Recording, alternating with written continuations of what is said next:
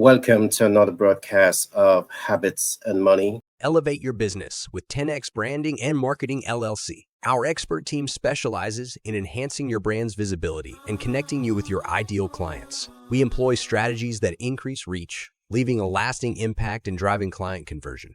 Trust and credibility are vital in businesses and excel in building them even with a limited budget. Our cost-effective approaches ensure you get the best results without overspending. Ready to boost your business cash flow? Contact us at 332-235-T99 and let 10x Branding and Marketing LLC guide you to success. Our focus is on elevating your visibility, which directly translates to growth. Experience the power of effective branding and marketing with us and witness your business thrive.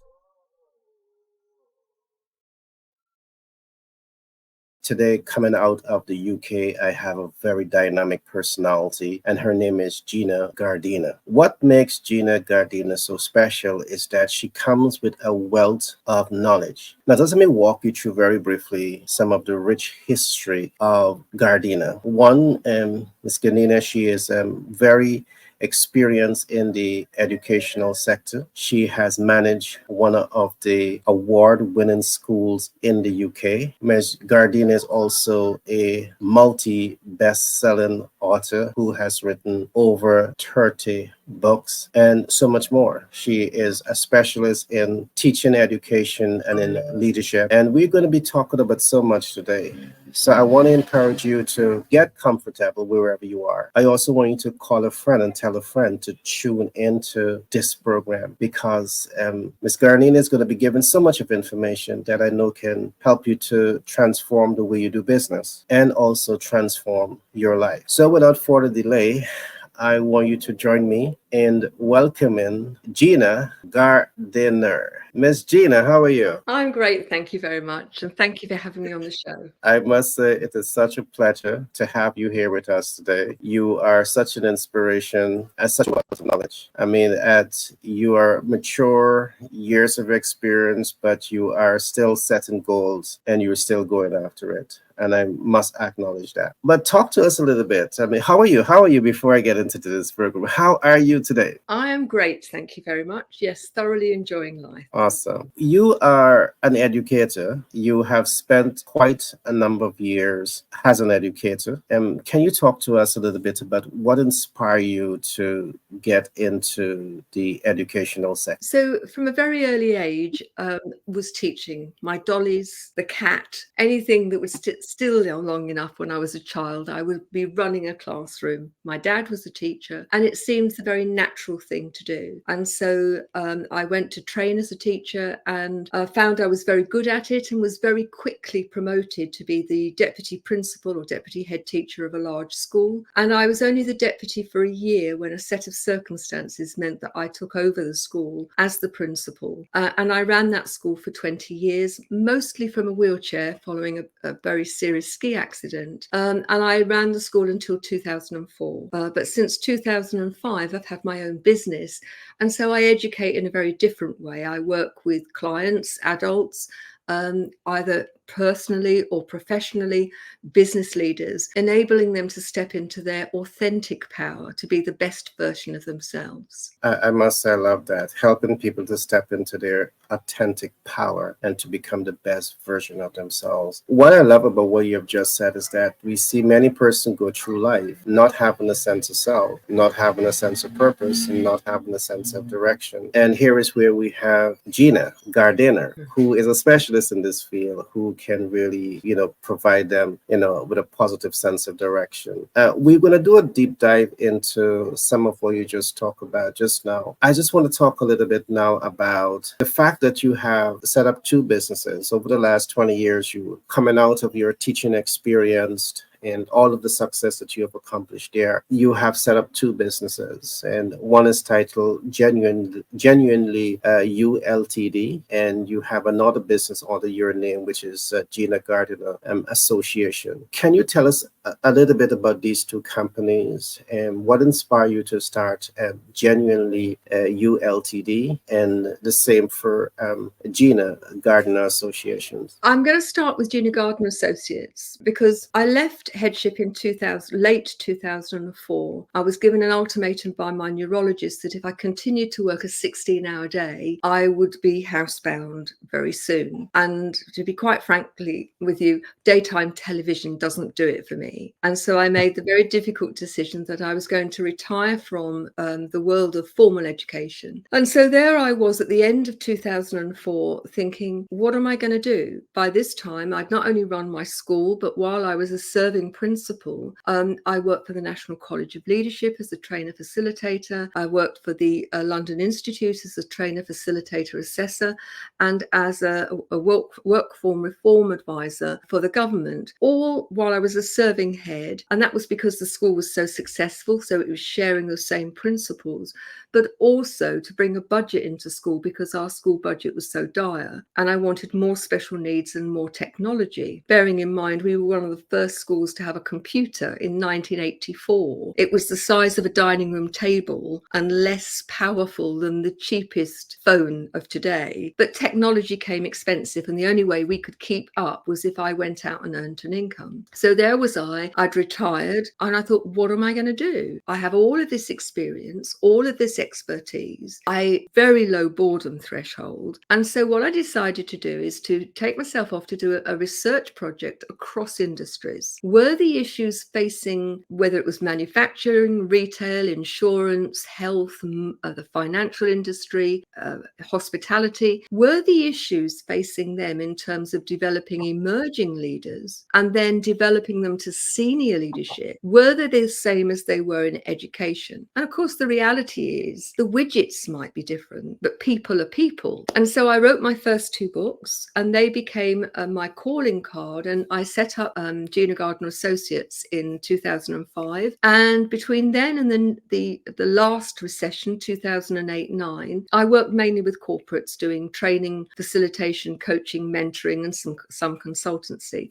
I've always done life coaching. I was a qualified life coach even when I was a serving principal. My books became my, if you like, my calling card, because people thought, well, you come from education, what do you know about business?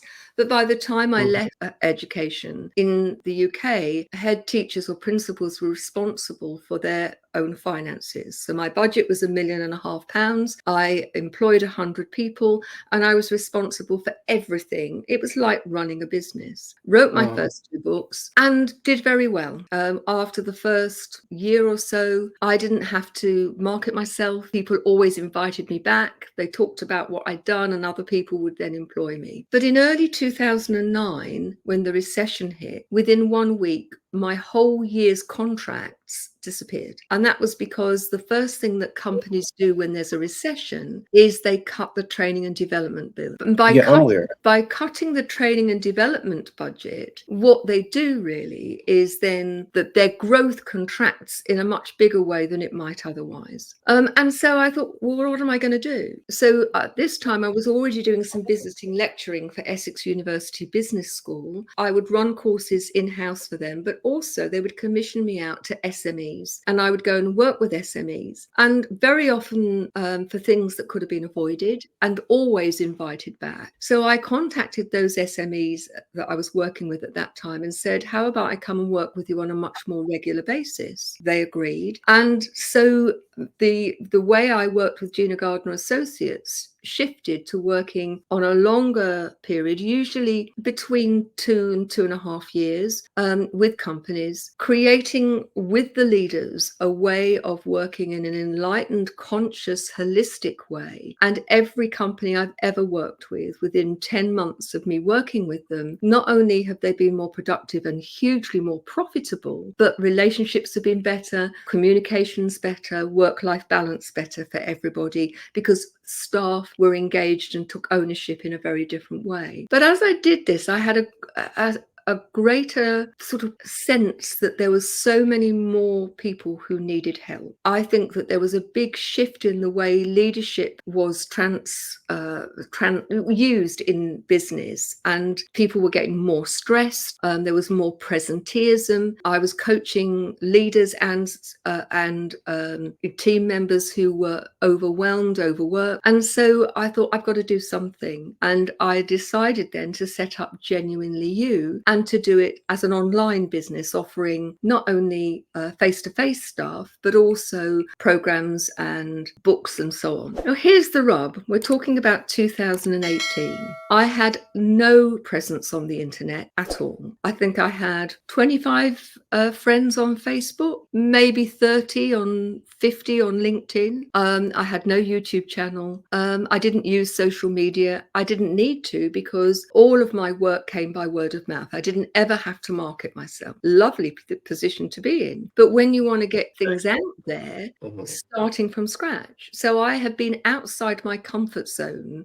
consistently, technologically, since 2018, because I am by nature someone who would like to set up bring back the Quill Society. I'm a bit of a Luddite. I'm not naturally gifted in terms of technology. I do it. Over the time, I've built up LinkedIn. I think it's 24,000. I've got several thousand on Facebook. I've got a YouTube channel. All of those things mean that I've now got an internet presence in a way that I didn't have. I've created the programs. They're available online, written lots of books, as you said at the beginning. And I've also done a number of radio shows, and I'm now a host on Brushwood Media Network, and we regularly get 3.2 million listeners a month. So from being very, very parochial, I now in a position where, if you go onto social media, you'll find I'm all over it like a rash.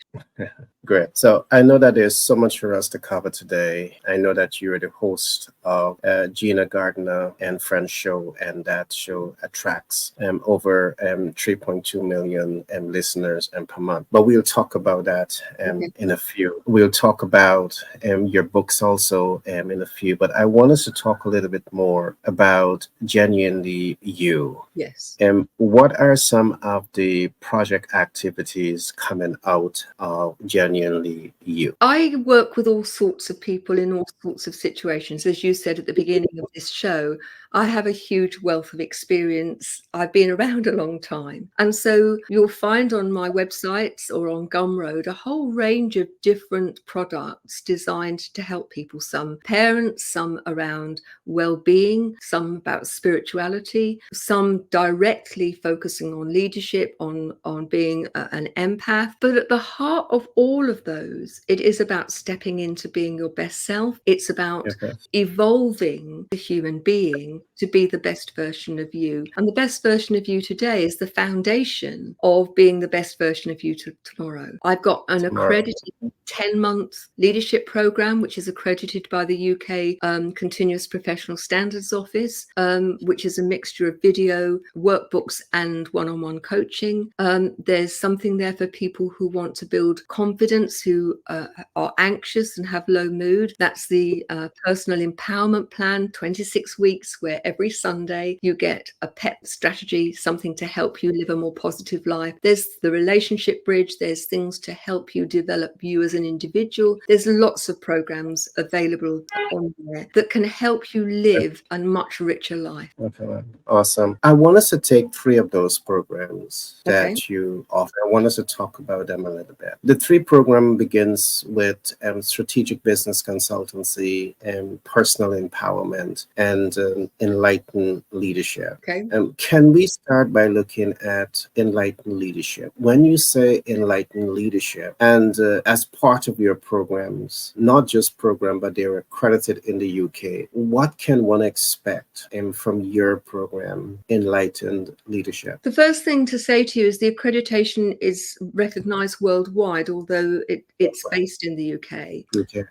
I believe very passionately that in order to lead other people in an enlightened, in a holistic a positive way, you have to do the deep dive work on yourself and you have to lead you. So the program has two distinct but entwined themes. One is about developing yourself, creating a positive relationship with yourself, because as a conscious, enlightened leader, you have to walk your talk. This is not about ego. This is not about being seen to be right. You have to have the confidence and the wherewithal to walk your talk, to be able to communicate effectively with yourself and with others. And so through the program, 10 months, every month there is a theme, and that theme will embrace different aspects of developing the relationship with you and becoming strong and confident and stepping into your genuine power. The other Awesome. side of it is then, how do you translate that into working with other people? Because as a leader, you've got to be able to run these two strands in anything you do. One of the reasons for the program being 10 months is it takes, they say, 28 days to create a new neural pathway, to create a new habit. What I discovered, though, over the years is that as soon as there's a stressful situation, unless that neural pathway is really, really embedded, you go back to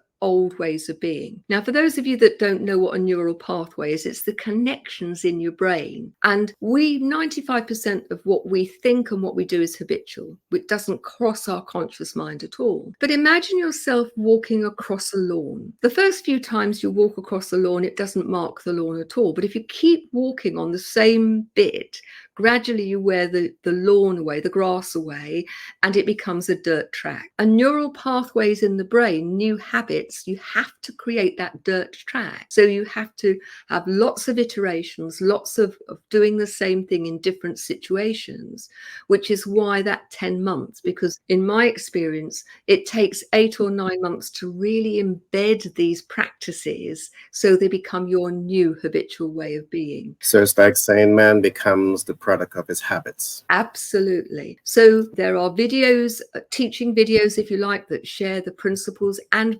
I'm very, very practical. I mean, that's, I think, one of the things that people find really helpful.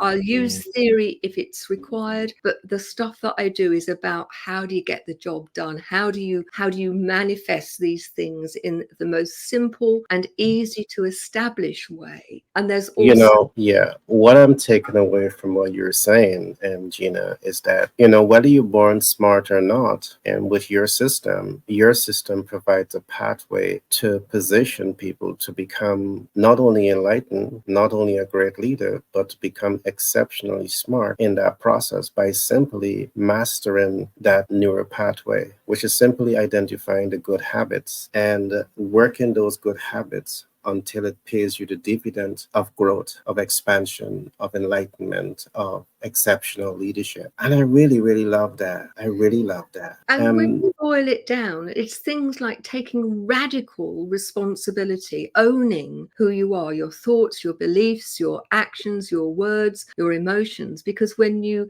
own those, it's a real game changer. And as a leader, you have to manage us first before you deal with other people. Otherwise, you can burn bridges that are very difficult to then reconnect. Build back, exactly. In your experience, Gina, how are people struggling? In your experience, are people struggling to find self, to know self, and to live authentically to self? And because one of the things you talk about is to be a great and enlightened leader, you must know yourself. In my experience, I see many persons struggle to know self, to find self, and to live from that essence. And from your experience, how do you find that? I think you're absolutely right. And I think it's become more difficult. We're all conditioned by our parents and by school, but now we're also conditioned by social media and the media. We're often comparing ourselves with things that are not real, and we don't know what's fake and what's real. And so people want to be how they think other people think they should be,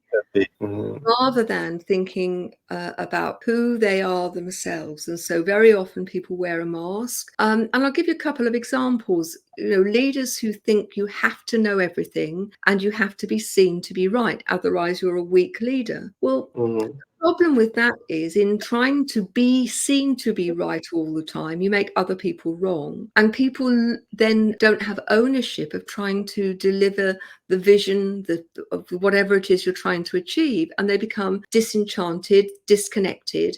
Their well-being suffers. They become unproductive. Most people are familiar with being absenteeism, people being off work, but they don't think about presenteeism, where staff are physically present, but they're not giving of their best because they're stressed or they don't have ownership. Now, the latest figures I've got are for the UK, and they're for 2019, pre-pandemic. But I'm told it's even worse now. Absenteeism because of stress, and just stress, cost the UK economy £75 billion.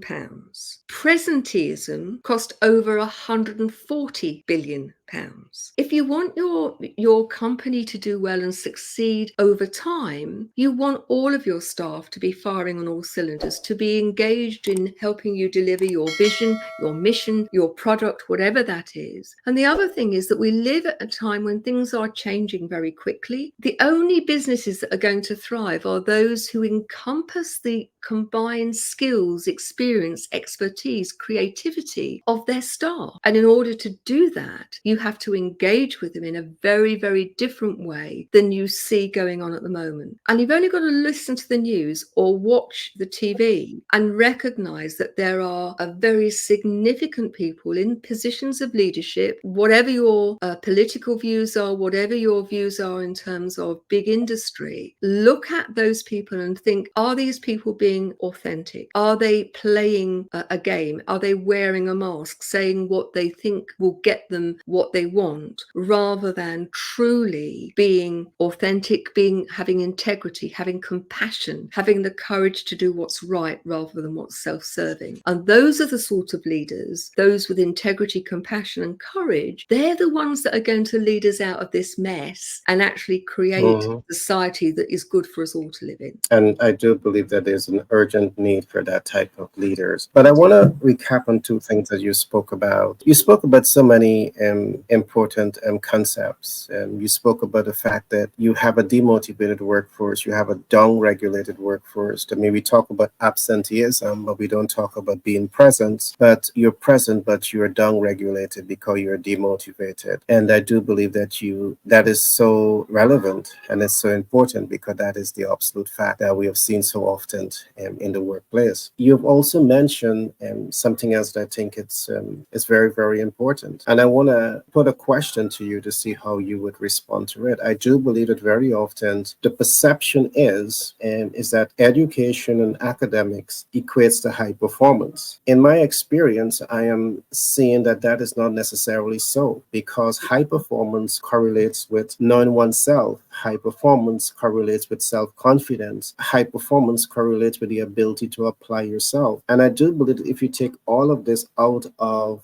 academics and you're not focusing on the individual core competence and how to get that individual out of their comfort zone, but to really get them to flow in their essence, you're not going to necessarily get the performance that you need. In your experience, has a principal for over 20 years. You have been a professional consultant for so many years. And I'm so blessed to have you here today, because listening to you talk, I know it's a lot of wisdom that I'm getting from you today. But how do you see that correlation? Does academic always perform high performance, or there's a missing link? And I do believe that a lot of work that you're doing now is providing that missing link. How do you see it? First of all, we are generalizing, and I think that it's important to recognize that you have to look at things situation by situation. I think academics in and of themselves demonstrate that you're good at passing exams. And ultimately, what you want is a well-rounded person. You want them to have the capacity to learn. And for me, I think education's lost its way in the last 25 years. And it's not what I call education.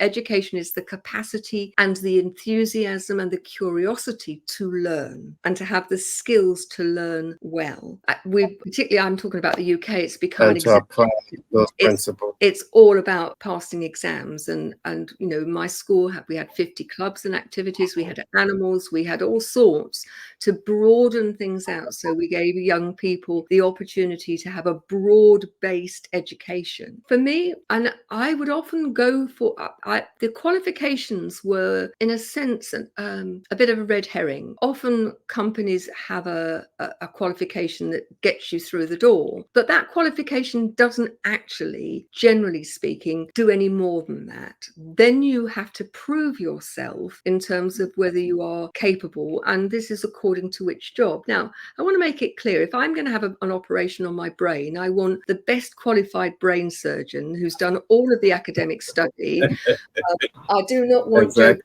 down the road coming and fiddling about in my brain. So, one has to, it's horse for courses. But I didn't go, for example, when I was employing people directly, I went for the person who I felt had the potential to be the very best. They weren't always the very best at that point, but it was my job to bring the best out in them. And I think again, it's come back to, businesses and business leaders are living from a place of fear. And so very often they make the judgment that if they've got the right piece of paper, they'll be the right person. And having the right piece of paper doesn't mean that they're the wrong person. They could be the right person, but it doesn't make them the right person unless you look at the broader thing, which is what sort of personality have they got? What's their work ethic? Are they kind? Are they considerate? Are they reliable? Do they have integrity? So for me, it's about seeing the person in the whole. The academics are a small bit. I have to say, my dad was academically incredibly bright, but he didn't have a practical bone in his body. So if you were wanting to put up a shelf, for example, the last person you would ask my dad, who would spend all day huffing and puffing, and then you'd put something on the shelf and it would fall down. So it is important that we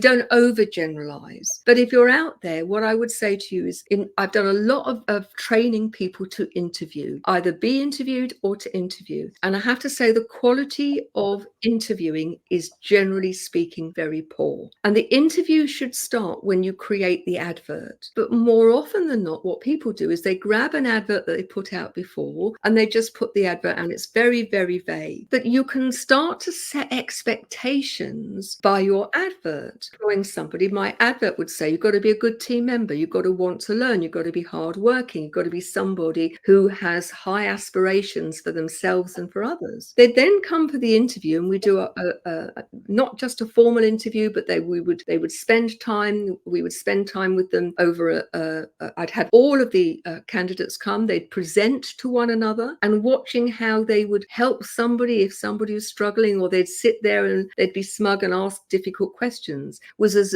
important to me as that formal interview, because I didn't want somebody who had an ego and who wanted to score brownie points. If the person, was then, so long as that they were good at what they do, but if they helped one of the people who was being interviewed, that for me was a really good sign that that was somebody I would want. And then at the beginning of the interview, I would say always, so before we start, if you're going to be on one of my team, you have to know these things. No room for ego. We don't do moody. You're expected to be a great team member, and you've got to want to learn. Particularly when it was young staff, I want you to imagine this term has just started. It's Monday morning. They come in having had a heavy weekend and they're really grumpy. And I would go very quietly and say, just need a quiet word. Do you remember the interview? Yes. Do you remember? We don't do moody here. Yeah, that's moody. The kids deserve better. So if you're going to go out on the lunch at the weekend, make sure you're ready and ripe and raring to go on a Monday morning. The expectation had been set. And then I very nicely, but very clearly held them to those expectations. And one of the things that I'm most proud of is young people who had grown through the system and gone for promotion and got it would come and say, when you gave me feedback, it always made me feel I could do even better. It didn't feel like moaning. And I think mhm, if you're a leader out there, how are you developing the potential of your people? How are you sharing your expectations rather than putting people down and saying that's not good enough? And I think there's two mhm, things that when in feedback people say that's not good enough, I would say to you, but have you identified what excellence looks like in the context of your company or the context of that process? Because not good mhm. enough doesn't help anybody be better. Yeah, it's not clearly defined. But It's not clearly defined. if you are clear about excellence in the context of making a denture or manufacturing a piece of wood or dealing with a mortgage or whatever it is, if you have a company-wide understanding or a team-wide understanding of that, people can be the arbiters of their own standards. And in doing that, the standards go through the roof. You're saying a whole lot, and it's very deep. Only recently, I had a conversation with some of my colleagues, and we were talking about some of these issues. And you find that when the human resource comes into the organization, you as the leader of that company, you have to do so much. I mean, after you finish the recruitment selection process, you still have to go into the acclimatization process. And you find sometimes as you go through that acclimatization process, it's a lot of unpacking. You have to unpack a lot of detoxing. You have to detox. There's a lot of reprogramming that you have to reprogram. And so sometimes as a corporate leader, if you are not accustomed dealing with multiple personality types, Yes. it makes it so difficult for you to interface and to manage what you have in front of you. I think what makes it so difficult is that in today's world, we have so many, bright people who might not have had the right social upbringing. So when they come into the organization, they may be bright, but Yeah. then the essential social skills to coexist, the essential, social skills to lead, the essential social skills to inspire and to transform. And because they haven't been socialized, enough into those things, it becomes a tough walk in the park to enable those individuals to adopt all of this in the acclimatization process. So one of the questions that we have been asking, is there a disconnect between the organization and academics? Because after all, academic institutions, you are preparing the next generation of great leaders. But if the next generation of great leaders are being observed into the organization and they don't have all of the essential, it makes it difficult in that transition. So there's so much that we can unpack here, but I'm going to leave that deep dive perhaps for that next conversation that we're going to have, because by talking to you, I know that we cannot tap into your rich potential with one interview. All right. So I want us to talk a little bit now about personal empowerment, which is something that you look at. Yeah. When you say personal empowerment, help us to understand your perspective of what personal empowerment is. So, first and foremost, what's the sort of relationship that you have with you? Do you actually like you? Do you do the best for you? There are so many people who, if you said to them, write me 5 things that you're proud of about yourself, that you like about yourself, many people struggle. If you then said, write me a list of all the things you don't like about you and the things that you'd like to change, they can write reams and reams about those. So that how do you talk to yourself? What's the voice in your head like? Is it always critical? Or is it actually using the same language for you as you would for a good friend, for example? Do you use the same criteria? Do you know your beliefs? And lots of people, they are completely oblivious to what their beliefs are and what their, how those beliefs and those values manifest themselves into your language and your behavior. So knowing yourself, what are your core values? And very many people, their core values aren't theirs, they're their parents, or they're their schools, or they're their peer groups. And there's you talked about disconnect. I believe one of the reasons there's so much mental ill health at the moment is because many people have a huge disconnect between their authentic selves and the life that they're living. And the problem with that, you get dis-ease becomes disease, and you've got so many people who are unhappy. So knowing yourself, become the journalist of your own life. Now, by that, I don't mean a modern day journalist where there's lots of conjecture and supposition, but an old fashioned hack who is going to look at the patterns. without judgment, just observing them and recognizing which of those patterns are empowering, are good, and which of those patterns are destructive. And there are many people. Let's look at something really simple. Look at people, how many people are obese at the moment, that their diet, their lifestyle doesn't honor them as people. How many people who are trying to anesthetize themselves with alcohol or drugs or shopping or sex or workaholic because they don't like their life? How many people are living a life with no sense of purpose, or who want to have a life of purpose but think it's got to be a big global thing, but they're not living life with purpose? Knowing to who you are, knowing to connect with yourself is about your relationship with you, making connection with your intuition and your inner wisdom. It's about looking at what's your perspective on the world, and that will be governed by your beliefs. If you believe you're not worthy, then you will allow people to treat you in a way that is not very nice. But if you believe that you are you have self-worth, then when somebody is rude or unkind, you will simply either say that's not acceptable or you'll walk away. But too many people equate self-worth with their bank balance, the size of their car, their house, how they dress. They're empty inside. And for me, we don't know what we've got after this in terms of this life. Living this life in the best way we can. First and foremost, being kind to yourself, kind, not indulgent. There's a big difference. And then being of service to others, because when you are kind to other people, that gives you something back too. But I need to say, you need to serve yourself first. Like the airlines say, put your own oxygen mask on first, then you'll have more resource to help other people. There are people who only feel good about themselves when they're doing things for other people to the detriment of them, and that's not healthy. Yeah, beautiful. Essential Care Pharmacy, providing more than your healthcare needs. Get the best in muscle-building products, health supplement products, beauty care products, medical supplies, colognes and cosmetics, blood pressure testing kits. Access our medical doctors, and so much more. Essential Care Pharmacy, your leading healthcare provider. I want to say two things. I've learned early in life that when we give ourselves in service, lose ourselves in service, we find purpose and self-fulfillment.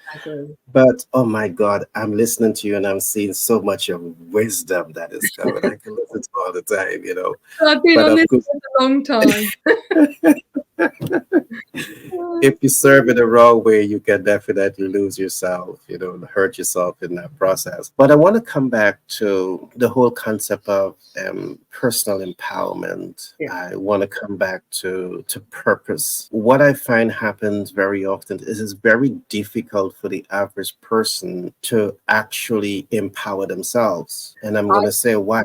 I'm going to stop you because that's a belief. Yeah. And if you believe that's true, that becomes your truth. Your beliefs become your reality. You're right. But I'm think saying that again. with the Yeah. right guidance, it's very easy. But not You're now bringing something else. You're now bringing the right guidance. And that is what I like. Because very often you find that people do not know what they do not know. So if you do not know what you do not know, it's hard for you to identify all of the best practices. And just let me chime in a little bit because I love everything that you said. What I've seen is that people are struggling with what I call the four self. On one side, you have the ideal self, the way I would like to be. On the other hand, you have the self-image, the way I see myself. On the next side of it, you have the looking glass self. And you spoke a lot about the looking glass self. Very often we do things not because it's the authentic self, but I do things in a certain way because I believe this is how they assess me. This is how they see me. And you hinted also on the fact that the self that you should be striving to be is the real self. Most of us, we are taught of the ideal self. This is what you should aspire to be. And this is what I want you to be. But in most cases, what we see is that most persons are never taught how to connect with the real self, the real substance from within, and how to allow that real substance to be the dominant you. So we don't know how to really access the real self. And speaking in the context of the real self says to you, I don't care where you came from. I don't care where you're at. But I'm saying to you, me as the real self, we have the potential to inspire inspire new beginnings. We have the potential to set new trends.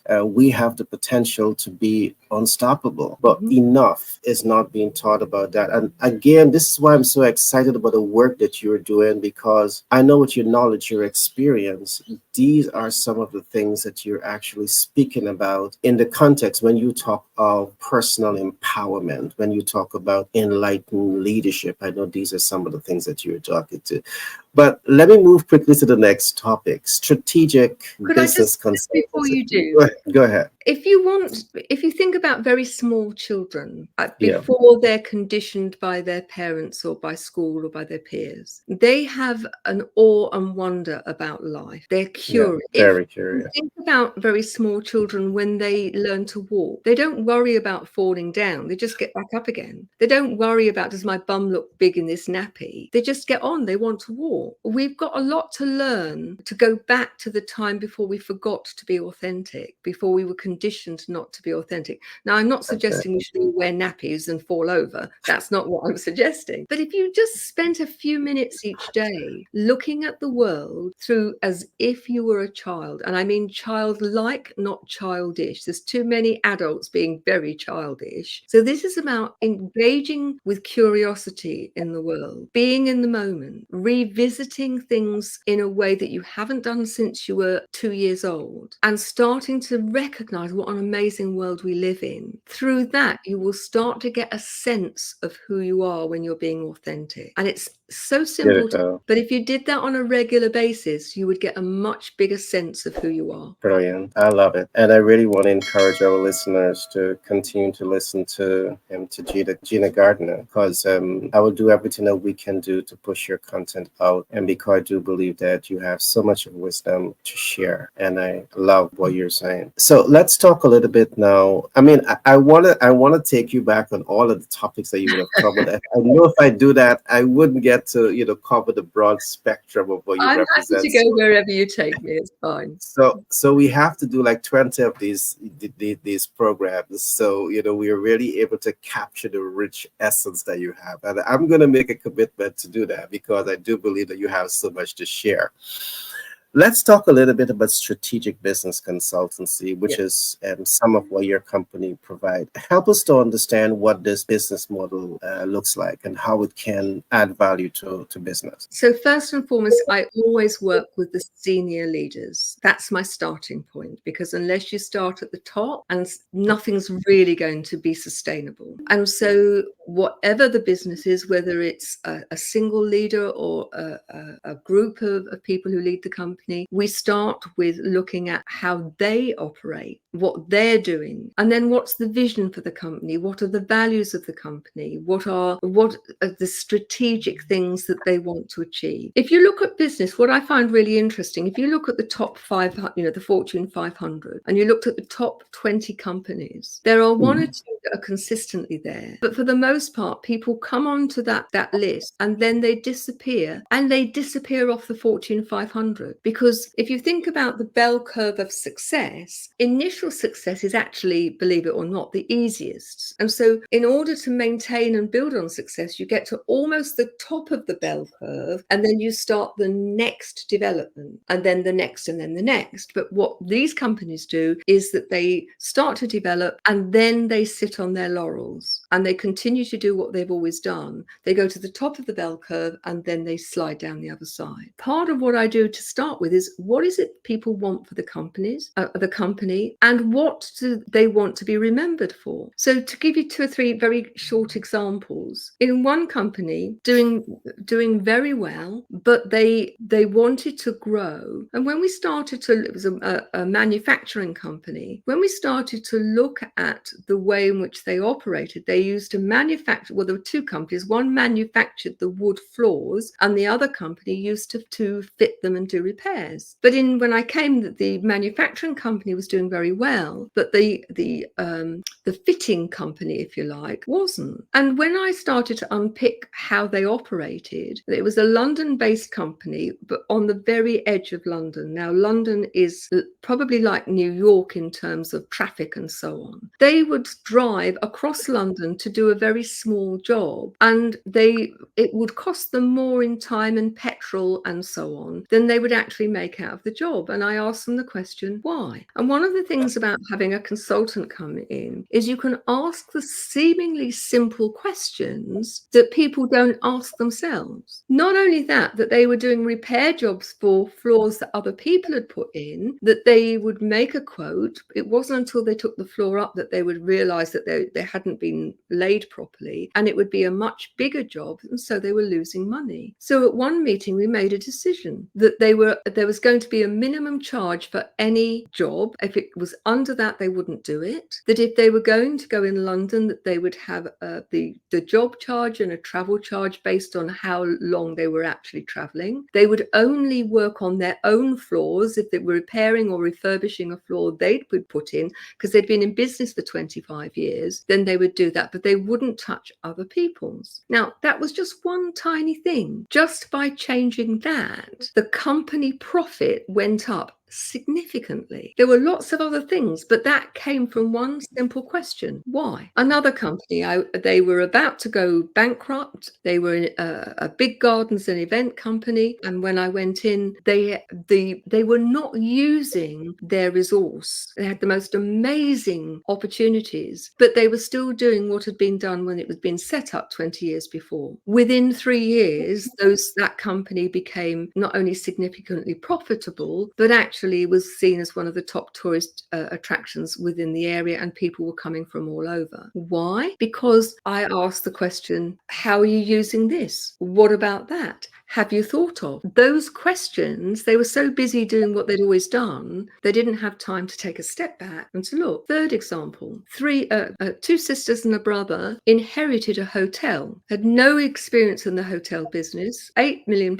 in debt. The hotel had less than 30% occupancy. When we started to look at what was going on, and I said, well, Christmas is going to be here in 6 months. What are you doing for Christmas? Don't know. When do you start to advertise your Christmas dinners and your Christmas parties and things? We start advertising it in November. By the following year to that was being advertised at the Christmas parties. By January, they had more than half filled their 3,000 Christmas party seats by the January. Why? Because we had strategically planned backwards so that the materials to go out were being done. They started in January to plan for the next year. They were selling Christmas by March, and then the following year they were selling the next Christmas in November and December. But it takes some stepping back and being strategic, and so often people are so busy working in their business, they don't create the opportunity to work on their business. Interesting. Just to say that hotel within 5 years had paid the debt back, the hotel was refurbished, and they were standing at 87% occupancy week on week. I love that.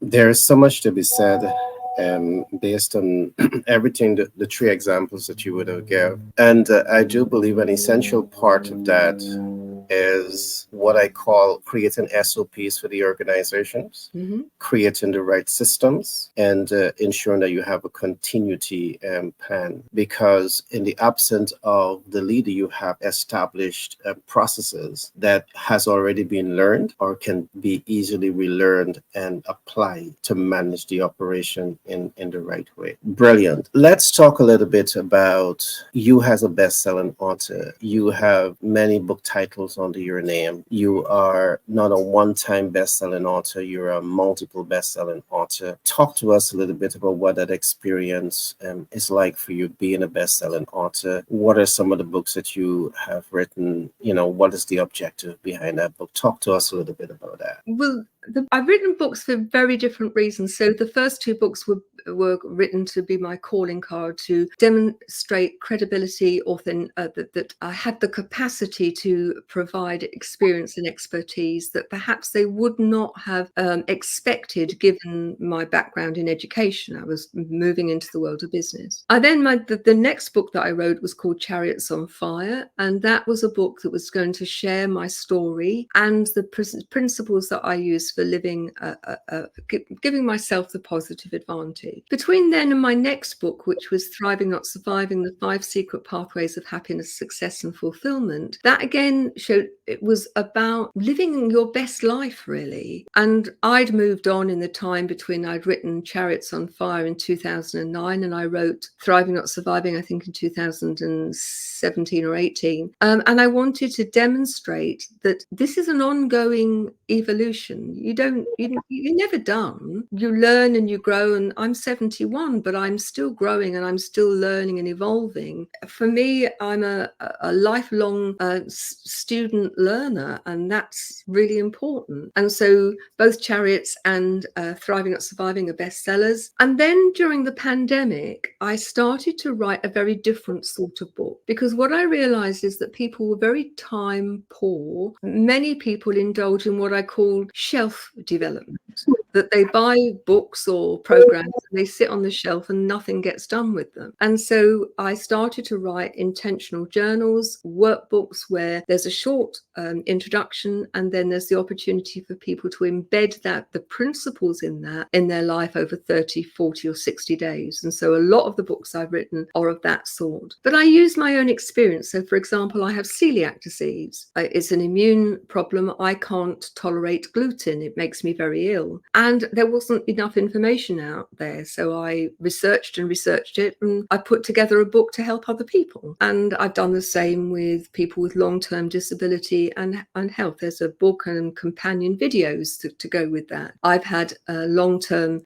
challenges with my physical health since 1983 when I fell 200 feet down a mountain. But I found a way through it. And the book is written for the people themselves, but also carers, because they often walk a tightrope. So there's books for leadership, books for empaths, books for health and well-being, spiritual development books. I use my own life and my own experience as the trigger, really, in order to write a book. And I've done it for a number of reasons. One is that in writing it, not only do I leave a legacy for people who are at that stage of their development, it's cheap, people can buy them inexpensively and they can move on using those. I often use them in my courses, that we will dip into them, but also in the writing of it crystallizes your own thinking and it moves you forward. So they're a really important part of my development, as well as providing the fuel for other people's development.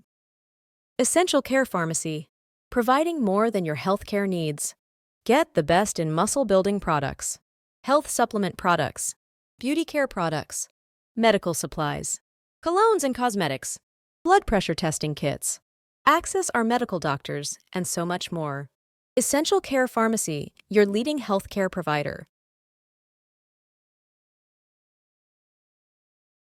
Being an author, I think, can have so much of positive impact on you. It has so many positive outcomes because I've written many books also. And so that's something we have in common. What I like about what you do, you're able to chronicle your processes in your book. So that itself can become like an SOP. That itself can become like part of your systems. And I love that. It also gives you that opportunity to refine yourself. I love that. And we'll talk some more about the book, and possibly we will do some specialized interviews, just doing a deep dive into the books and really position that content in front of the specific audience base. Can we talk briefly now about you are the host of GINA, Gardner and Friends show, a very popular show. You reach over 3.2 million listeners per month.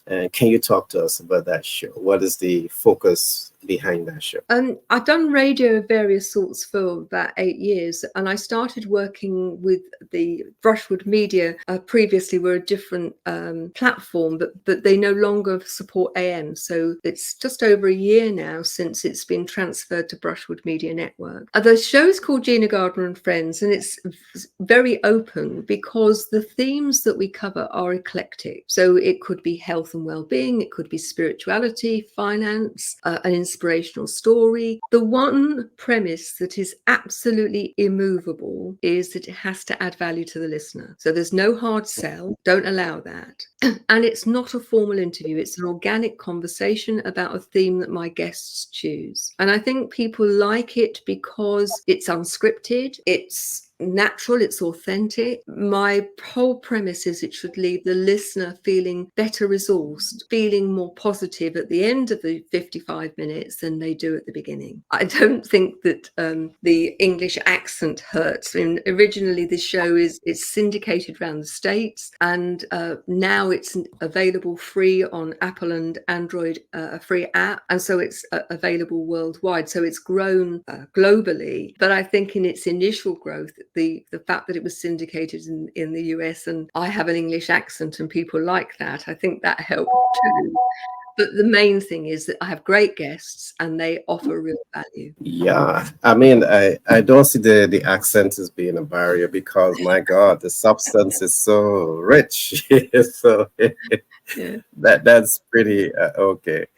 I noticed also that you want to make impact, and in more ways than one. I see that you have accomplished so much in your life already, and today you have served as assistant principal. You've served as a principal. You have managed an award-winning school. You're a multi-best-selling author. You're doing so much of work in the business environment. You are the brain and host behind Gina Gardner and French show that attracts over 3.2 million persons per month. But you're not stopping there, and that's why I said at the beginning, you have accomplished so much, and you're mature, and you're not allowing nothing to hold you back, and I love that. And you still have aspirations of reaching a few million people more with your content, and I know that that is largely because you have this passion to really ensure people get the right information, but not only get the right information. Your vision also is about touching and transforming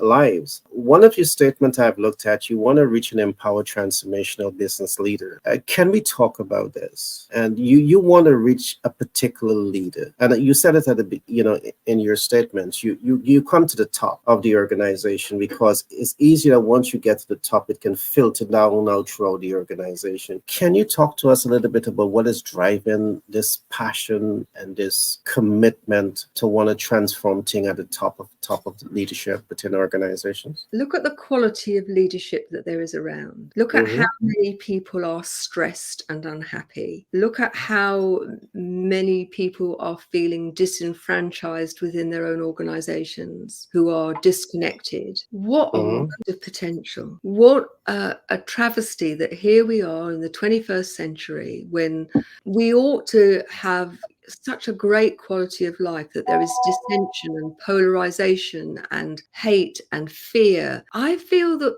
it's important for every one of us to work towards a world which has a greater sense of connection. We're all connected. I don't know what people's spiritual beliefs are, but we are all connected. And it doesn't matter what shape, what color, what religion, what political persuasion, we are all human beings. And if anybody doubted that we're connected, I can't remember the name of the guy who did the experiment, but he looked at water and looked at the molecular shape of water, and he had 3 flasks of water. One was put in a lead flask, which was put in a lead-lined safe as the control, and he put 1 flask in a room where people were being unkind and angry and aggressive, and the other flask into a room where people were being supportive and kind. And when they looked at the molecular structure of the water, the control water hadn't changed at all. The water in the room where people were being unkind and angry had become asymmetrical, jagged,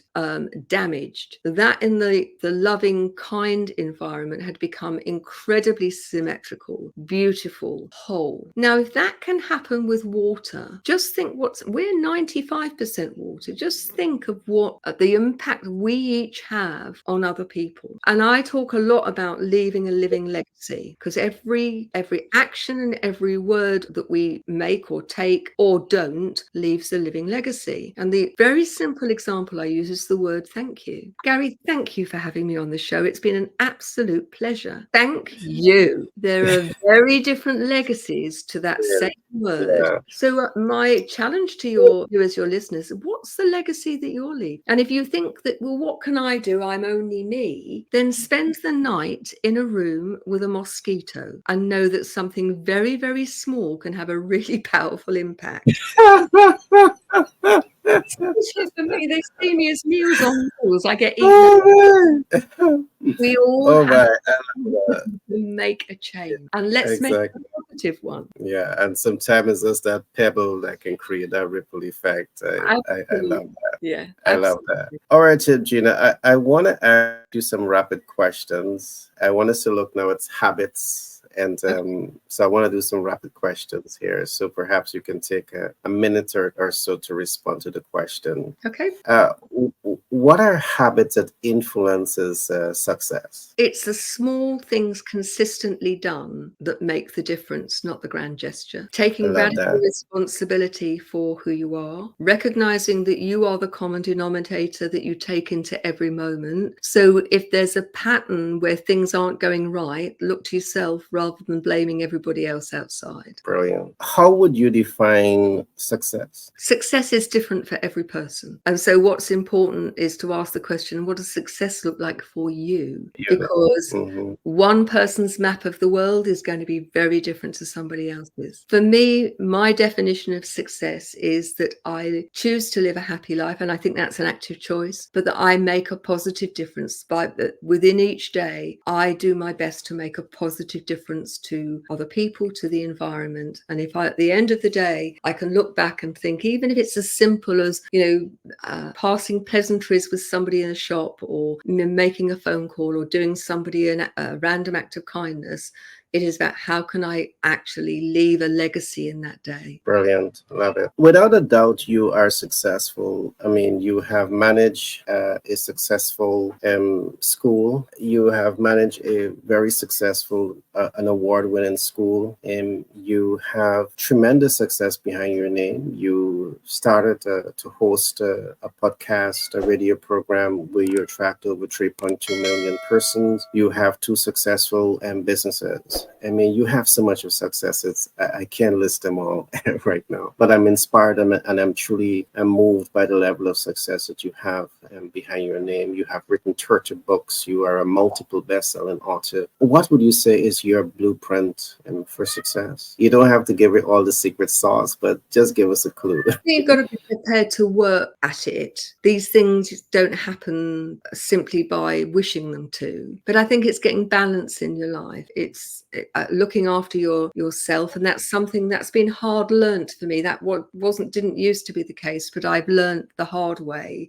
Self-care is so important. Having a sense of humour is so important, and a Yeah. sense of proportion. That a mountain of today is going to become the molehill of tomorrow. So if it's going to become a molehill tomorrow, why don't we just downgrade it straight away rather than making a big hoo-ha now? And I think for me, it's so important that I practice what I preach. And so I live by the values. Do I get it right all the time? No, I don't. But what I am able to do is to get back quickly. And so I think of it as a horizontal line. And if I'm living, my behaviors and my language are in line with my values, they're above the line. If they're not, they're below. And these days, I catch myself pretty much most of the time before I go below the line. But I'm very quickly aware if I have gone below the line and I get back up. I acknowledge if I've done something wrong and I do my best to put it right. And I learn from any failure. I just see it as an opportunity to learn that lesson. And that's true in terms of those emotions that many people will call negative. I don't think there is such a thing as a negative emotion. It's what can I learn from this? So if I've got an uncomfortable emotion, I sit with it and think, okay, what's it trying to tell me? And that makes the quality of my life something that I enjoy every day. Brilliant and well said. The average person looking at you today and listening to your story, they might say to themselves that you had the red carpet show thrown out at you, and that is why you had all the time to write, multiple best-selling books and achieve all of your great things. Can you talk to us a little bit about challenges that you had to overcome to be as successful as you are today? My greatest challenge in many ways has been my greatest gift. So I fell 200 feet down a mountain. Wow. I've Wow. I've had to learn to walk twice as an adult. And bearing in mind, I was talking about toddlers falling over. It's a very different thing when you're a grown up because you've got Yeah. further fall. So dealing with my disability has been a challenge, not only in terms of me dealing with it, but other people's perception of people in a wheelchair. Used to give my secretary no end of amusement when they would come. People would use that voice, "Would you like a sweetie?" as if I was a complete idiot. So that's been a big challenge. And whilst my mobility is the best it's been since probably 1987, I still have to use a wheelchair if I go into town or I travel. So all of that, I've had to pivot. So moving from headship into a completely new business world was a huge challenge. And then moving again with the recession of 2008-9, starting an internet-based business. I mean, you've got to be fairly mad, really, bearing in mind that I didn't know how to do any of this. So the technology has been a challenge. And I have to say, technology continues to be a challenge in that people will say to me, "This will only take you 2 minutes." And then 2 hours later, when I say to them, "I can't get it to work," and they come, "I'll do it." And they come and they can't get it to work either, which gives me a certain amount of satisfaction, I have to say. But technology is, again, a big challenge. And I think, too, getting people to actually engage and invest in themselves. You know, when I look at what's going on out there and you know, the resources that there are available, it's hard work getting people to actually invest in themselves, not only financially, but in terms of the time. And I find that a challenge because you look at how many people with just a bit of help would be flying, but they're not aware, they're not listening. And I Exactly. suppose the last thing is I'm impatient. I'm 71. I have no intention of retiring, by the way, but I'm 71 and I'm impatient when I think of how many people out there who are struggling who don't need to. And I find that's a challenge. And then the last thing I find such a challenge is how people are so unkind to one another and cruel to animals and the environment. And that for me is a huge challenge because I cannot see any logic or any sense in that. And I'd Great. like that to change. Brilliant. All right. We are about to wrap up. I just have a few more questions. Do you regret, or do you have regret that you think is holding you back or pushing you forward? I love that you said something early on. You fell 200 feet and it affected your mobility, but it didn't affect your intellectual capabilities. Yeah.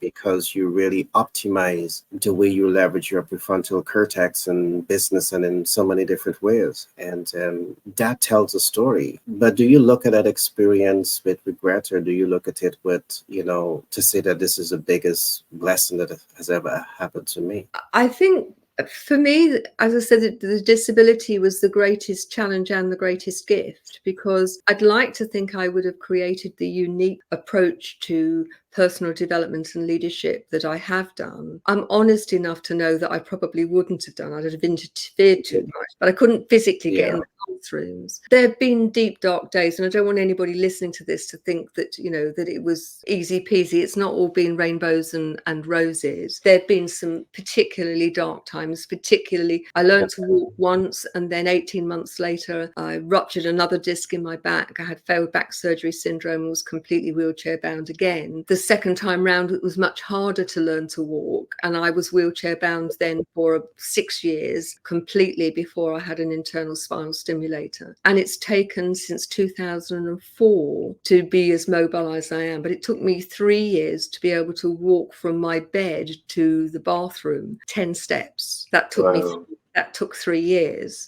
So I don't want people to think it's been easy. It hasn't been easy. But my mum used to describe me at times as being bloody minded, because if I wanted to do something as a child, I would keep going at it until I achieved it. And that resilience has been incredibly helpful. And I think the other thing that's helped me is having a very defined sense of purpose, because that's what gets me out of bed on a day when I ache all over and it's, it's a challenge, because my purpose is bigger than me. I love that. Gina, what I also love about what you're doing, you are an influencer. Without a doubt, you are an influencer. And the question I want to ask you is, what inspired you to become an influencer in your industry? I don't know that I started off to be an influencer. I think that's happened out of the practice of doing what I was doing, if that makes sense. What I was always passionate about, I was very unhappy at school. I was bullied and I was very unhappy.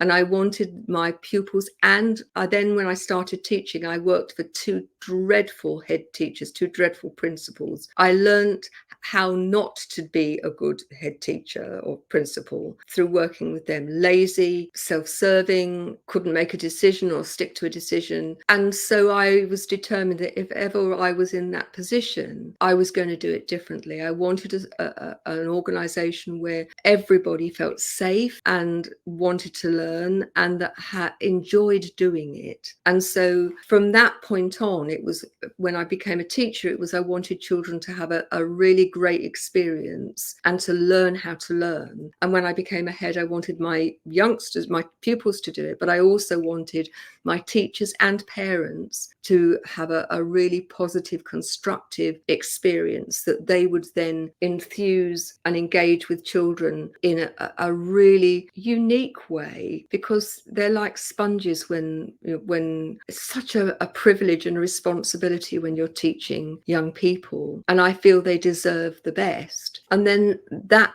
view of wanting the best for people has just transferred into individuals or people who are running businesses. So as I said to you, it looks different, but it's the same core principle in everything. And I think if you cut my arm or my leg, you'd see it was like Brighton Rock written through me. It is who I am. And I feel very, very privileged to have been in a position that I can help people. And then when people recognize that that's what you're doing, then you start to influence people in a perhaps a bigger arena. What impact do you want to make, and how do you want to be remembered? I'd like to improve the quality of leadership around the world. I believe that with people, if they use the same principles and strategies that I've taught many, many people now, we would have very different things going on in their organizations. And you can only effectively, even I love speaking, and that's something I'd like to do more of, is to do keynote speakings. I've done a lot over the years, but you can influence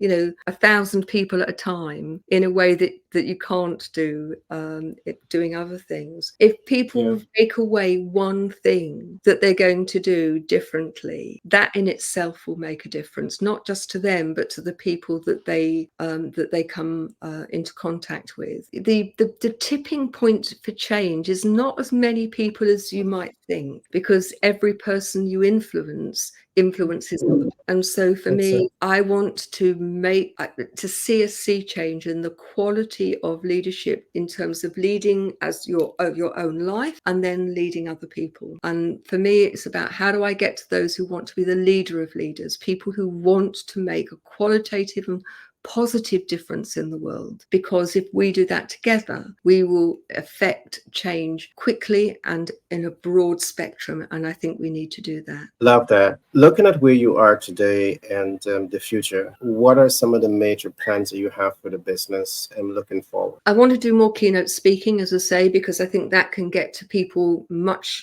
you can get to people much more quickly. I'd like to work with people who are ready to expand their horizons, who want to make that difference. And so for me, expanding the number of people that I work with in that way, I think is really, really important. To engage with people with books and with the products that are there, and I've got lots that are in my head and in the pipeline, because again, it's different for different people in terms of their time time, on the resources they've got available, to have almost, if you like, a Walmart that people can go in at whatever level that they're starting at and whatever their resource level, there is something for them. But ultimately, that my one-on-one time is spent with people who are in themselves going to become influence and leaders, so that we can collectively impact as many people as possible. That would be my dream. Okay, love it. We will do some more talking. And again, whatever we can do to help you get it out there, we are there with you 101%. I think we have about 2 more questions. How important is access to capital to move that vision forward? The honest answer to that is I don't know. I've funded everything that my business has done myself, and I've done that through my savings from my businesses, and so it's an area for me to explore, because I have no idea what the capacity is and what that could do. So that's something I'd be very interested in exploring. Okay, and the last question, and that is, I want us to talk a little bit about financial habits. It may have nothing to do with what we have talked about so far, but of course we are on habits and money. So I just want to take from you, what are essential money habits you think we all should have? The first thing I think is to recognize and understand compound interest. You see, when you're talking with wisdom, they always give you unexpected answer, but I love it. On to you, Gina. So for me, there are 2 sorts of spending. There is spending on real investments that are going to pay dividends, and that first and foremost is to invest in yourself. And by investing in yourself, I'm not talking about a new handbag or a new outfit. I'm talking about investing in the very fabric of who you are. The other is spending on stuff, and I don't believe in getting into debt to spend on stuff. I will invest in myself, and over the years I have invested in myself very heavily in terms of my own development. I was brought up that if you can't afford it, then don't do it. So generally speaking, unless it was to invest in buying my house or investing in myself, I've never got into debt to buy a thing or to go on holiday. I've always worked within my means. However, what I have also done is I've looked at ways to accrue an income, and if there are things that I want, then I'll work for them, save, and then I will buy them. I always I use a credit card or credit cards, but I don't ever pay interest. They're paid off always in full. And many of the clients I've worked with who've got into terrible debt, it's because they've not understood compound interest, and they think that because they're paying off the interest, that in some strange way that's paying off the capital. I am somebody who I'm mindful of money, but I believe that money is purely energy, and so it's used and exchanged. So when people pay me, that's an energetic exchange. When I pay other people, that's an energetic exchange. And I think it's important to recognize that all of the beliefs that we have about money, money doesn't grow on trees, you have to work hard for every penny you've got, all of the money is the fount of all evil. They're simply beliefs. And if we believe that there's enough money to go around and that we take actions in line with becoming affluent, do that consistently, then I believe that we all can be affluent. Wow. I must say today I have been consumed with wisdom, and I'm enjoying every bit of it. I'm glad to hear that. What I want to put to you, I know that we have talked about a lot of things. We have covered a lot of grounds, and not enough. We have to do this multiple times over again. But is there anything that you want to say that perhaps I didn't ask you in this podcast and that you want to say now? If so, please go right ahead. Just to say, if people want to get in touch, they can email me at GINA, GINA, at genuinely, and then a hyphen and the word you.com. I'm just about to offer people a free spiritual blueprint, which is an audit of where they are in terms of their authentic relationship with themselves. If people would like a copy of that, just email me and I'll send you a free PDF of that. And you can do an audit of where you are now. And if you're interested in things, go to genuinely-you.com or Enlightened Leadership gina.com or ginagardnerassociates.co.uk, and you'll find all sorts of resources, books on Amazon. Go and have a look. Brilliant. Gina, again, I want to thank you for taking time out to share with me and my audience. I really enjoy talking with you today, and but I say all good things has to come to an end, and so we can start that process over again. So I'm looking forward to doing much more of these, fireside chat and conversation, and with you to really help to get your essence out to the world. And thanks again for being with us today. It's been an absolute pleasure. Thank you for having me. Pitch Deck 101 LLC out of New York. Do more than just support our clients to pitch their businesses to investors access working capital at 0% APR. We also support our clients to grow and scale their businesses faster and cash flow optimize. Pitch Deck 101 LLC recent partnership with 10X Branding Marketing LLC and Global Capital Inc. out of the USA has enabled us to form unique partnership with multiple financial institutions, which means we can do even more to accelerate the success of our clients. Let Pitch Deck 101 LLC give you the support you need to pitch to investors, access capital, access new markets, and grow and scale your business. Contact us now on 332-235-1099 for a free consultation.